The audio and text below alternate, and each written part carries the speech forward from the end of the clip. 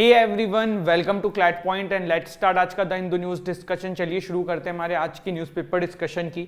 देखिए आगे बढ़ेंगे उससे पहले अगर आप क्लैट 2024 के लिए क्रैश कोर्स देख रहे हैं, मॉक टेस्ट देख रहे हैं, एनएलसेट 2024 के लिए क्लासेस देख रहे हैं, मॉक टेस्ट देख रहे हैं, तो don't forget to check our application. वहाँ पे आपको डेमो क्लासेस मिल जाएंगे, डेमो मॉक्स मिल जाएंगे।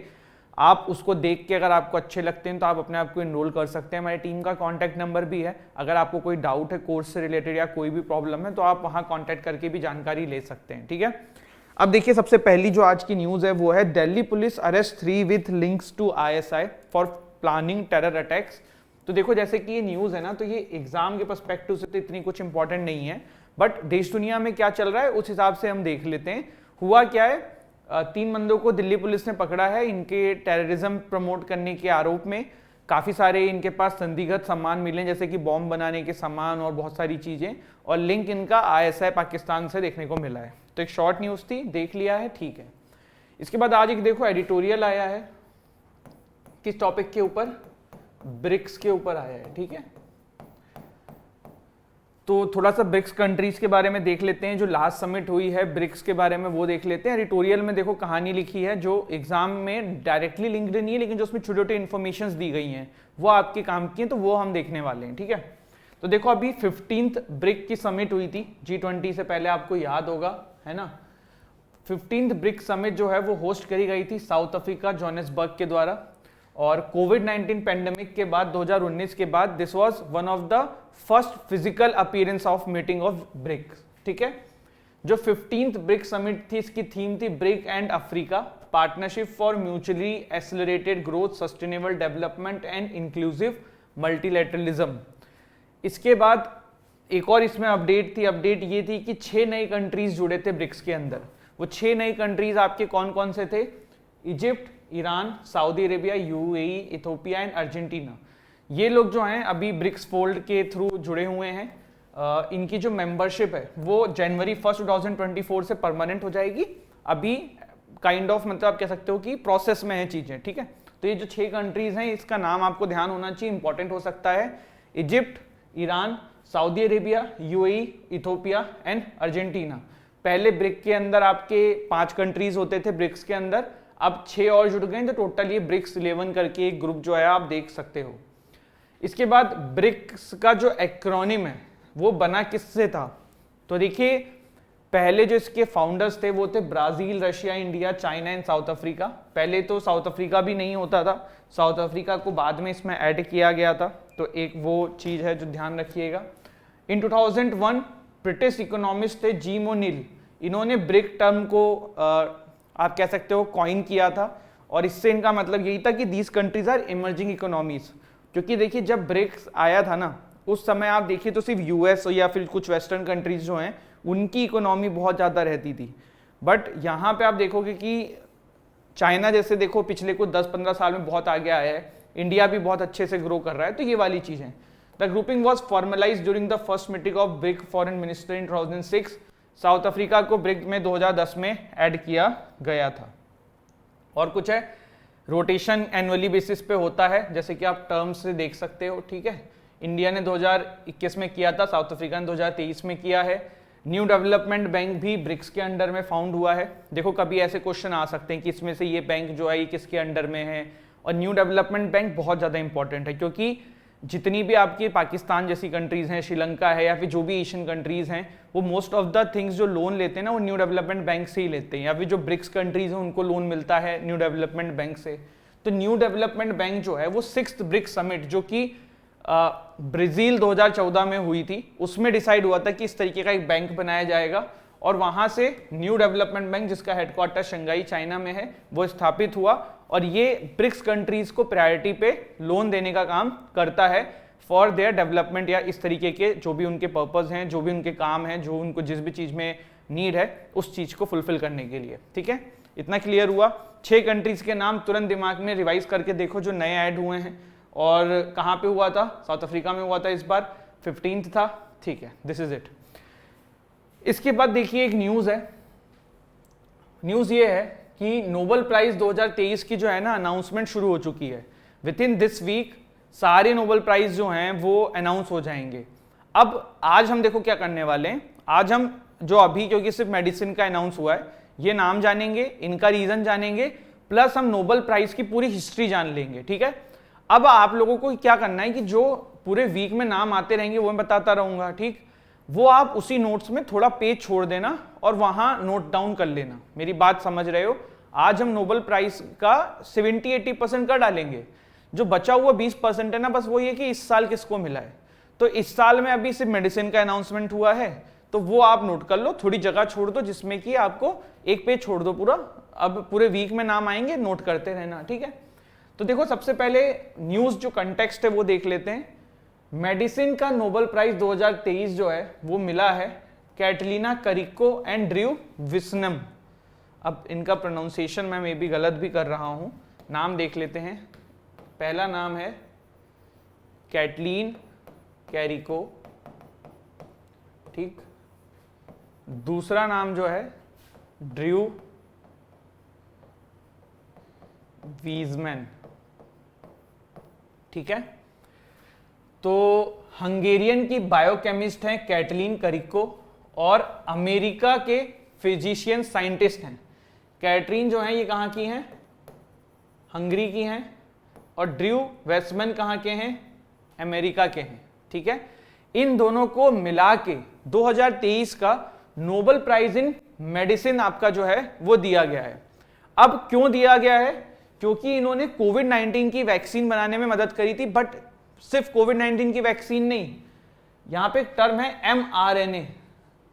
mRNA का थ्रू इन्होंने कोविड-19 की वैक्सीन बनाने की मदद की थी। अब mRNA क्या है? mRNA का मतलब है मैसेंजर RNA।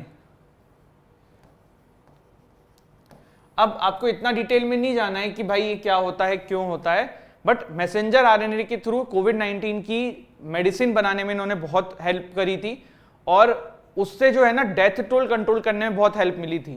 तो इस वजह से इन दोनों को यहाँ पे ये अवार्ड दिया गया है, ठीक है। अब हम देखना शुरू करते हैं नोबेल प्राइज का इतिहास, नोबेल प्राइज की कहानी।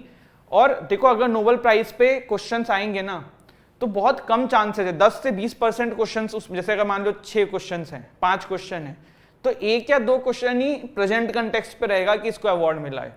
3 से 4 क्वेश्चन ना उसकी हिस्टोरिकल बैकग्राउंड पे, इन चीजों पे रहेगा। तो पूरा ध्यान लगा के सुनना है, समझना है, नोट डाउन बाद में कर लेना है। सबसे पहली चीज देखो, नोबेल फाउंडेशन जो है एक प्राइवेट इंस्टीट्यूशन है जो कि 29 जून 1900 को फाउंड करी गई थी to manage the finance and administration of the Nobel prizes. The foundation is based on the last will of Alfred Nobel, जो कि डायनामाइट के इन्वेंटर थे, ठीक है। यहां पे देखिए कुछ शॉर्ट पॉइंट्स लिखे हुए हैं। पहला इंडिया से नोबेल प्राइज प्राप्त करने वाले जो शख्स थे वो रविन्द्रनाथ टैगोर थे, उनको लिटरेचर में मिला था 1913 को। और पहली महिला जिनको भारत में नोबेल प्राइज मिला था वो थी Mother Teresa, peace Nobel prize मिला था 1979 में, ठीक है। इसके बाद देखिए नोबेल प्राइज जो है ना वो 5 सेपरेट प्राइजेस के कैटेगरी में डिवाइड किए गए हैं। वो कौन कौन से हैं उसको भी देख लेते हैं, ठीक। इन्होंने अपनी विल में, जो अल्फ्रेड नोबेल है, उन्होंने 1895 में अपने विल में लिखा था कि मेरी जो विल, मेरे जो पैसे हैं, जो मेरा जो कमाई है, उसको इस तरीके से यूज किया जाए फ्यूचर में कि जो लोग ह्यूमैनिटी के लिए कुछ अच्छा करें इन पर्टिकुलर फील्ड्स के अंदर, उनको इसके लिए सम्मानित किया जाए, ठीक है। तो यहाँ पे preceding year have conferred the greatest benefit to human kind, उनको ये प्राइज दिया जाता है। अल्फ्रेड नोबेल जो हैं एक स्वीडिश केमिस्ट थे, इंजीनियर थे, इंडस्ट्रियलिस्ट थे, most famously known for the invention of dynamite. ये क्वेश्चन आ सकता है कि कहाँ के थे, तो स्वीडन के थे। He died in 1896। पहला नोबेल प्राइज 1901 में दिया गया था। अब किस किस फील्ड में दिया जाता है, जैसे कि मैंने आपको बताया, हम लोगों को पता भी है लेकिन एक बार जस्ट काइंड ऑफ समझ लेते हैं। Physics, chemistry, medicine, literature, economics and peace. Economics पहले नहीं होता था, इकोनॉमिक्स को बाद में इसमें ऐड किया गया था। स्टार्टिंग में इसकी कैटेगरी आपकी 5 ही होती थी। 1968 के अंदर सीवरेज रिक्स बैंक करके एक अलग से फाउंडेशन थी जो अवार्ड देती थी, जो कि स्वीडन की सेंट्रल बैंक थी।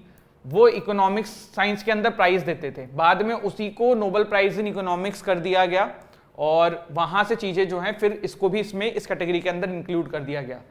तो ये जो नोबेल प्राइज होते हैं, these are the most prestigious award available in world. अभी आज की डेट में जिसको भी मिलता है उसको एक अलग लेवल की रेस्पेक्ट देखने को मिलती है पूरे वर्ल्ड की कंट्री से। तो one of the most prestigious award है ये, ठीक है आपका। द प्राइज सेरेमनीज जो है वो एनुअली होती है, और जो भी इसमें विनर्स होते हैं उनको लॉरिएट के नाम से जाना जाता है। जैसे कि हमने अभी टर्म यूज नहीं करी कि फर्स्ट इंडियन लॉरिएट कौन है जिनको मिला, तो वो है। क्या क्या मिलता है, एक गोल्ड मेडल मिलता है 24 कैरेट गोल्ड का, एक सर्टिफिकेट मिलता है एंड मॉनेटरी अवार्ड मिलता है। काफी सारा पैसा मिलता है, पिछले आई थिंक लास्ट ईयर से अब तक 10% का इंक्रीमेंट भी कर दिया जाता है हर साल, ऐसा भी कुछ होता है इसमें, ठीक है। इसके बाद अब प्राइज में not be shared among more than 3 individuals. 3 लोगों से ज्यादा को एक बार में नहीं दिया जा सकता। मतलब जैसे कि बोलें कि यार पीस प्राइज दे रहे हैं तो इन तीनों को देंगे, पर वो 4 को नहीं दे सकते, 3 या 3 से कम। बट अगर कोई ऑर्गेनाइजेशन को दे रहे हैं तब उसमें ज्यादा मेंबर्स भी हो तो कोई दिक्कत नहीं है, ठीक है। फिर क्या है, नोबेल प्राइज जो है वो पोस्टमसली अवार्ड नहीं किए जाते हैं। पोस्टमसली का मतलब क्या होता है, मरणोपरांत। मतलब कोई इंसान अगर मर गया है, किसी की डेथ हो गई है, तो उसके बाद इसको नहीं दिया जा सकता है। बट ये जरूर किया जा सकता है कि जैसे आज अनाउंसमेंट कर दी गई है कि हाँ भाई इनको मिलेगा, अब उसके बाद उनकी मृत्यु हो जाए तब उनको जरूर देंगे, ठीक है। तो वो एक अलग चीज है, तो वो ध्यान रखिएगा। इसके बाद Linus Pauling is the only person to have been awarded 2 unshared Nobel Prize 1954 में, और केमिस्ट्री में इनको 1962 में मिला था। आप यहाँ पे देखिए, 1954 में इनको केमिस्ट्री में मिला था एंड 1962 में इनको पीस प्राइज मिला था। तो लाइनस पॉलिंग जो है वो इकलौते ऐसे इंसान है जिनको अनशेयर्ड, मतलब इंडिविजुअल बंदे को दोनों बार अवार्ड मिले हैं, एक से ज्यादा बार। स्विट्जरलैंड बेस्ड इंटरनेशनल कमिटी जो है रेड क्रॉस, उनको काफी बार ये अवार्ड मिला हुआ है पीस प्राइज, स्पेशली 1917, 1944 एंड 1963। एक बार रिपीट कर देते हैं, Switzerland based international committee of the red cross is the only 3-time recipient of Nobel Prize being conferred with the Peace Prize in 1917, 1944 and 1963। ठीक है, आगे बढ़ते हैं। British polymath Bertrand Russell holds the record for most nomination, 47th time इनको nomination मिला हुआ है, and he won the Nobel for literature in 1950। भारत में किस किस को मिला हुआ है, देखो ये क्वेश्चन बन सकता है, आपको 4 ऑप्शंस दे दिए कि इनमें से किसको नहीं मिला हुआ है, इसमें से किसको मिला हुआ है, पता होना चाहिए। 9 लोग ही हैं तो आप याद कर सकते हो। सबसे पहले मिला था रविन्द्रनाथ टैगोर जी को 1913 लिटरेचर में, देन सीवी रमन जी को 1930 फिजिक्स में, हरगोविंद खुराना जी को 1968 मेडिसिन में, मदर टेरेसा 1979 में फर्स्ट वुमेन भी थी, सुब्रमण्यम चंद्रशेखर को 1983 में फिजिक्स के अंदर, अमर्त्य सेन 1998 इकोनॉमिक्स के अंदर, फिर हैं वेंकट रमकृष्णन 2009 केमिस्ट्री के अंदर, कैलाश सत्यार्थी 2014 पीस के अंदर, अभिजीत विनायक बनर्जी 2019 में इकोनॉमिक्स के अंदर। एक बार फिर से नाम हम जल्दी जल्दी देख लेते हैं। सबसे पहले हैं हमारे रविन्द्रनाथ टैगोर जी जिनको 1913 में लिटरेचर में मिला था, फिर हैं CV Raman 1930 physics, Hargobind Khurana 1968 medicine, Mother Teresa peace prize मिला था 1979 में, Subrahmanyan Chandrasekhar 1983 physics, Amartya Sen 1998 economics, Venkat Ramakrishnan 2009 chemistry, Kailash Satyarthi 2014 peace and Abhijit Vinayak Banerjee 2019 economics. ठीक है, इसके बाद अब एक क्वेश्चन ये बनता है कि सर ये सारे अवार्ड जो हैं वो कौन सी संस्थान देती है, तो इसको भी देख लेते हैं कौन सी ऑर्गेनाइजेशन देती है। तो देखिए जो सबसे पहले हम देखना चाहेंगे वो है फिजिक्स। ठीक है, फिजिक्स को देती है Royal Swedish Academy of Science. कौन देती है? Royal Swedish Academy of Science. Chemistry को भी ये सेम ऑर्गेनाइजेशन देती है, फिजिक्स केमिस्ट्री को सेम ऑर्गेनाइजेशन दे रही है, Royal Swedish Academy of Science, Royal Swedish Academy of Science, physics chemistry same हो गया। मेडिसिन को देती है Nobel assembly at Karolinska Institute. Medicine कौन देती है? Nobel assembly at Karolinska Institute, ये आपकी है मेडिसिन के अंदर। लिटरेचर के अंदर देती है द स्वीडिश एकेडमी, और पीस के अंदर देती है Norwegian Nobel committee. Economic sciences के अंदर देती है आपकी royal Swedish Academy of science. 1968 में स्वीडन सेंट्रल बैंक ने इसको क्रिएट किया था। हम फिर से सारी चीजें देख लेते हैं। फिजिक्स को देती है Royal Swedish Academy of Science, chemistry को Royal Swedish Academy of Science, economics को भी यही देती है, लिटरेचर को देती है स्वीडिश एकेडमी, पीस को देती है Norwegian Nobel committee and medicine को देती है Nobel assembly at Karolinska institute. Economic science पहले प्राइज की कैटेगरी नहीं होती थी नोबल प्राइज के अंदर, बट लेटर ऑन इसको इसमें ऐड किया गया। The prize ceremony held at Stockholm Sweden in December every year. देखो अभी सिर्फ अनाउंसमेंट होती है, अवार्ड जो है वो दिसंबर में सबको दिया जाएगा, और ओस्लो नॉर्वे के अंदर सेम डे के अंदर आपको पीस प्राइज मिलता है। मतलब सारे नोबेल प्राइज यहां दिए जाते हैं, बट नॉर्वेजियन पार्लियामेंट देती है ओस्लो नॉर्वे के अंदर पीस प्राइज, ये ध्यान रखिएगा। बाकी सारे अवार्ड आपको दिसंबर में ऊपर मिलेंगे स्टॉकहोम स्वीडन में, नॉर्वेजियन पार्लियामेंट नॉर्वे के अंदर पीस प्राइज प्रोवाइड करती है। क्लियर हो गया? कोई डाउट है किसी को? इतने में नहीं होना चाहिए। एक बार जल्दी से ये सारी चीजें रिवाइज कर लेते हैं नोबेल प्राइज के बारे में, और आप लोग भी ध्यान रखिएगा कि नाम अब जो भी आते रहेंगे ऐड करते रहिएगा। आपका पूरा हिस्टोरिकल कंटेक्स्ट खत्म हो चुका है। पहली भारतीय इंसान रविन्द्रनाथ टैगोर जी हैं, पहली भारतीय महिला मदर टेरेसा जी हैं, प्राइवेट इंस्टीट्यूशंस है, 29 जून 1900 को फाउंड हुआ है, पहला नोबेल प्राइज 1901 को दिया भी गया था। कमेंट सेक्शन में आप सभी लोग मुझे बताएंगे कि फर्स्ट पर्सन जिसको नोबेल प्राइज दिया था वो कौन था। 5 कैटेगरीज में स्टार्टिंग में दिया जाता था, 6 कैटेगरी लास्ट में इसमें इंक्लूड करी गई थी 1968 के अंदर। स्वीडन बैंक या स्विंगिस रिक्स बैंक के द्वारा, स्वीडन का जो सेंट्रल बैंक है उसके द्वारा कैटेगरी इंक्लूड करी गई थी। ठीक है, और 3 लोगों से ज्यादा को नहीं दिया जाता है, इंडिविजुअल्स को मरणोपरांत नहीं दिया जाता है। लाइनस पॉलिंग जो है इंडिविजुअल लेवल पे 2 बार जीतने वाले इकलौते बंदे हैं। रेड क्रॉस सोसाइटी 3 बार जीती हुई है पीस प्राइज के अंदर। नॉमिनेशन सबसे ज्यादा जो हैं वो बार्टेड रसल को मिले हैं 47। भारत से 9 लोग जो हैं जिनको ये अवार्ड मिल चुका है, नोबेल प्राइज मिल चुका है। लास्ट अगर हम 2 नाम याद रखें तो एक हैं अभिजीत विनायक बनर्जी 2019 में इकोनॉमिक्स में, एंड कैलाश सत्यार्थी 2014 के अंदर पीस नहीं है यार, पीस ही है। कौन कौन किसको देता है? तो physics, chemistry, economics same academy देती है, लिटरेचर स्वीडिश एकेडमी देती है। पीस का मैंने आपको देखो बताया है, आप ऐसे भी याद कर सकते हो कि पीस सर ने बोला था कि यार वो स्वीडन स्टॉकहोम में नहीं दिया जा रहा था, वो नॉर्वेजियन पार्लियामेंट दे रही थी, तो आप वहीं से इसको याद कर सकते हो कि Norwegian Nobel committee. Comment MCQs में आपको ऑप्शन मिलेंगे, आप लगा लोगे। लिटरेचर मैंने बता ही दिया है, medicine Nobel assembly at Karolinska institute.